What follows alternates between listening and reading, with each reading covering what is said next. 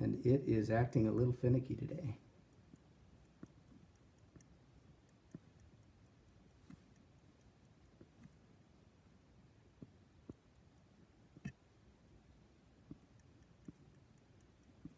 Can you see the screen wiggling?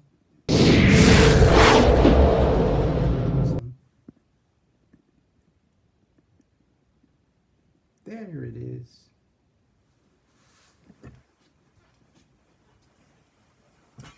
Yes, I love technology. It is so awesome because can you imagine how hard it would be for me to send as many words as I speak in 30 minutes to Nigeria every day if I still had to carve it into stone tablets? Not happening. Sorry. Love you, Nigeria, but no, that wouldn't happen. I wouldn't be carving it into stone every day and figuring out how to get there. It'd probably take a couple of weeks just to get there. Thank you, Facebook and YouTube and all the technologies that make this possible for iTunes Podcast and the Leading Leaders Podcast. Welcome. Glad you're here. I read a book, I guess it's been probably 15 years or so ago now, but it made a marked impact on the way that I think about thinking, especially the deeper structures in the brain associated with memory, because we forget how often the things we remember are not things we intentionally or consciously remember. Let me say that again. We forget how often the things we remember are not the things we consciously remember or intend to remember. Do you ever find yourself hypercritical of someone else? You ever find yourself looking at someone else and their smallest mistakes, a hair out of place, a fingernail gone, where all the other 9 are there, a chipped fingernail, lipstick that maybe misses the face, the eyeshadow that's just the wrong color, the belt buckle that's wrong, the length of their tie is off. Why so critical? Why do you care? If that was your fingernail missing, or your lipstick off, or your eyeshadow the wrong color for the day, or would you want people criticizing that in you? I have been recording the audio version of the 5 battle strategies of a victorious warrior over the last couple of days. And as I'm recording it, that means that I have to read it. And there are a couple of places where I've read through 5-6 pages at a time in a particular segment, and it's all one MP3 file, so I just read right through and it's all good. And then there are places where I read through, and as I read the paragraph, I look at it and go, I have to slow down to make sure that I comprehend that while I'm reading it. I mean, I know all I'm doing is providing the voice for it, so it's not a comprehension and teach thing in this moment, but I want to make sure that the inflection is right, that the pace is right, that I slow down to emphasize things that need to be emphasized, and then I just continue on the normal pace of reading as I go through the rest of it. I know some people are annoyed by audiobooks because they're so very monotone and they're read by the guy from the Visine commercials and Ferris Bueller's Day Off, and it sounds exactly the same no matter what the priority is. I don't want to be that guy when I read audiobooks. I don't want people to listen to that guy when they're listening to my audiobooks because they're written with more emphasis and enthusiasm than that. But I did also notice that there were places where in a sentence, 2 words that either one could have made sense, but both of them together makes no sense. And they're in the printed copy of the book, and that really, really annoys me. And so I was talking to my wife about it in our quiet time this morning, in the shower. Our quiet time is always there. And as we were chatting about it, I said I was really annoyed at the number of those errors, especially later in the book. And she said, you know, when we were editing that, I think I may have had a hard time saving that file. So all of the editing that we did the last round, when we went through with a fine-tooth comb looking for the places where spell check didn't catch the difference between from and form, where the word "an" should have been "and," and we overlooked them. And they're printed and they're out there, and we've already sold out of the first order of books, and we're waiting on the next one.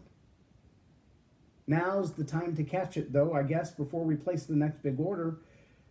But why didn't we catch them before? How did we overlook them before? And how come all those people who bought books haven't said something to me about them? If you're one of the proofreaders and you haven't caught some of those, what? Why not? But this book that I read 15 years ago was called Early Childhood Memories by Dr. Kevin Leman. And one of the stories in the book was a young lady. She was in her mid to late 30s at the time that she came to see Dr. Leman. And I hope I get all the facts straight in this. Like I said, it's been almost 15 years since I read the book, but it made a profound impact on me. The gist of it was she was a soccer mom. She was a full-time working mom. Then she would get off work early. On the days that she could, she would shuttle the kids around to soccer and piano lessons and blah, blah, blah, blah, blah. She was a den mother for the Boy Scouts that her son belonged to. She was involved in the Girl Scouts that her girls belonged to. She was actively engaged in so many things. It was insane. A Sunday school teacher, sang in the choir at church. I mean, the whole thing. She was just overwhelmed, is the way I would put it. Well, when she came to see Dr. Leman, she said, my problem is I just feel like I haven't done enough to measure up. I'm not the best wife. I'm not the best housekeeper. I'm not the best cook. I'm not the best employee. I'm not the best soccer mom. I've missed games. I've missed practices. I've forgotten snacks on nights when I was supposed to bring snacks for den mother. And she said, I don't know what's wrong with me. Why do I keep missing all these little things that I should be doing? And Dr. Leman said, I have this theory that has proved itself out in the science of history and statistics and experiments, and all of the research supports this notion, but it was my original notion, and that is that early childhood memories tend to leave what we would call a permanent mark. We build the structures of our life, our belief system, our self-worth, our identity. They're all wrapped up in the earliest memories as a child.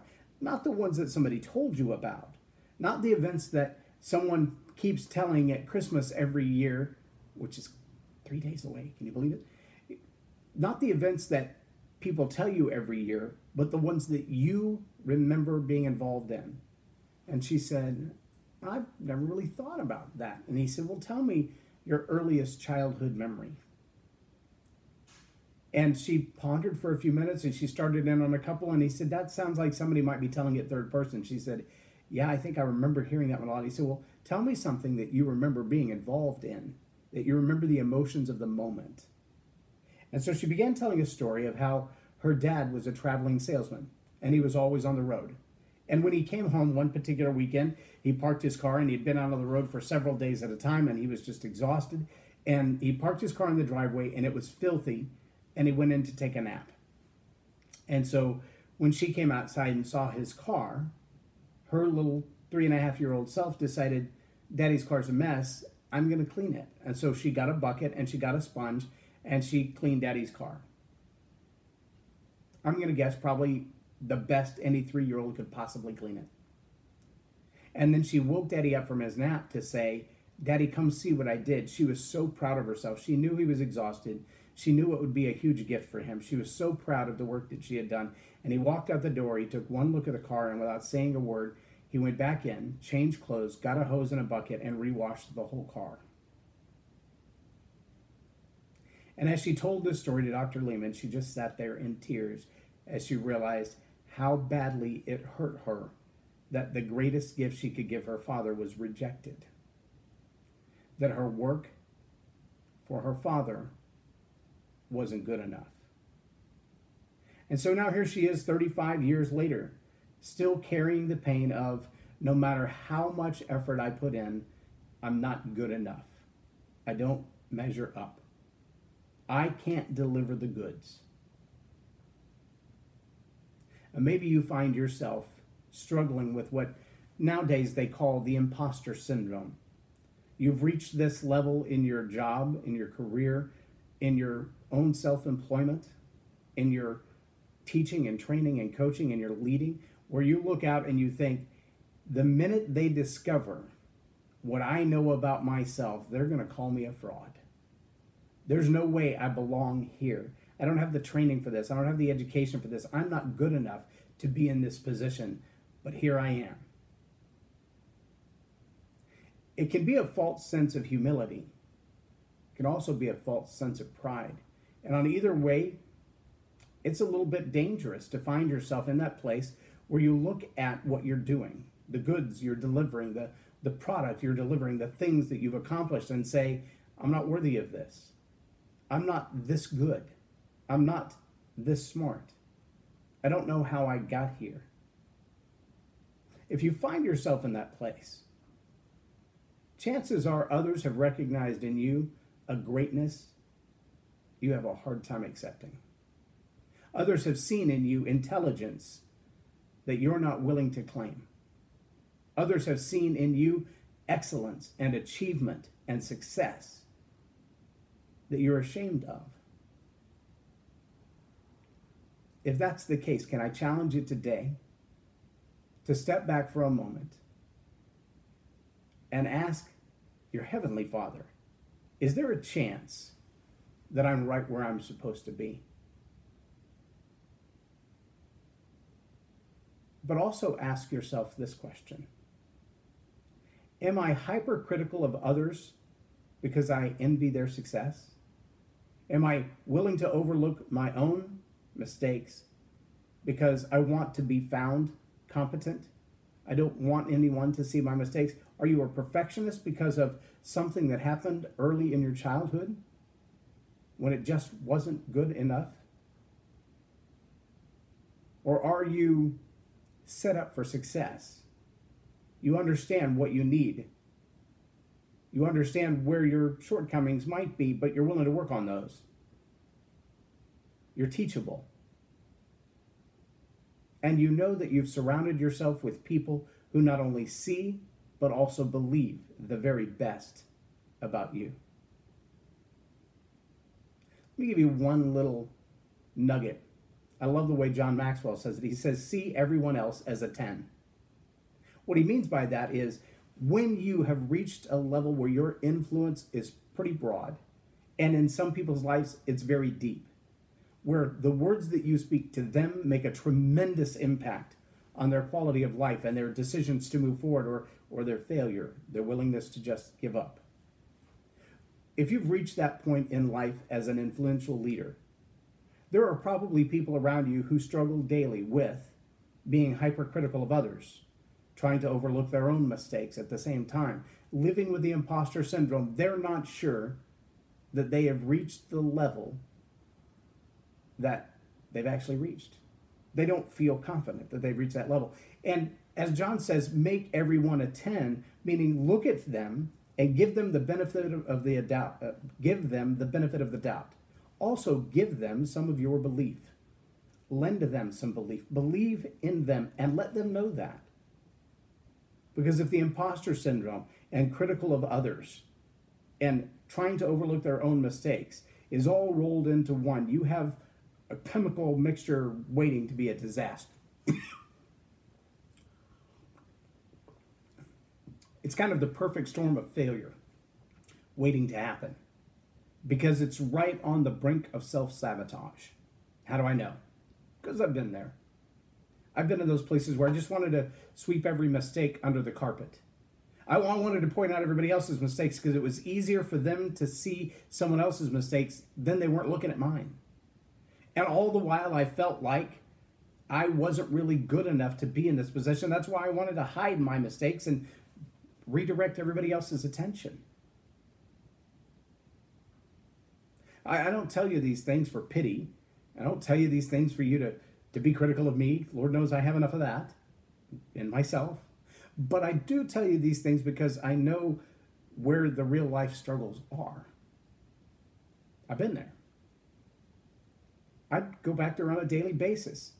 And I have to go back to my mind because we forget that some things our mind remembers are unintentional and unconscious. We remember things from our early childhood, from early relationships, from early career moves. And when they come into our mind, we act out the scenario as if that was real and true and present. And it's not. If you find yourself today in one of those two positions, leading someone who struggles with the imposter syndrome and they're hypercritical of others because they don't want you to see their own flaws, or you are that person struggling with the imposter syndrome, hypercritical of others, trying to hide the mistakes of your own, take time to just recenter yourself and ask yourself, what memory, what experience did I have in my recent past or my distant past that might cause me to feel this way? And then take some time to reframe that thought in light of today's realities. Do you have a good job? Is everything clicking on all 8 cylinders? Is everything working the way it's supposed to be? Then be grateful for that. You don't have to be hypercritical of anybody else. You don't have to hide your own mistakes. Just be real. At the same time, be willing to say, hey, I could use a little help in this area. Could you help me with these typos? Could you help me to find where I've overlooked, where I read into the sentence what wasn't there? Or I read out what was? Can you help me to fine-tune where I am so I can go to the next level and truly be good, great, and competent at what I'm doing? I think you'll find that people around you want you to be a success, because a lot of times your success bleeds over to them. If you don't want people to be around, if you don't want the people around you to be a success, you need to check your heart, check your motivations. I believe we all want to see everyone else succeed. And if we don't, that's something we should be ambitious about. Changing our heart until our true natural desire is to see everyone reach their highest potential. I'm J Loren Norris, and you've been watching Tell It Like It Is TV. Have a blessed day.